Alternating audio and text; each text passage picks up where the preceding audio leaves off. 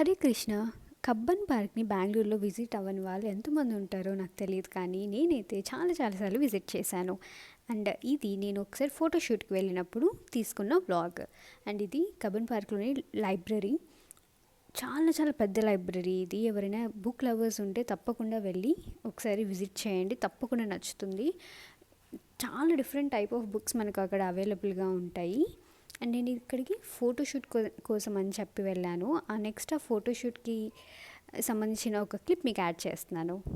కోటి చుక్కలు అష్టదిక్కులు నిన్ను చూచువేళ, నిండు ఆశలే రెండు కన్నులై చూస్తే నేరా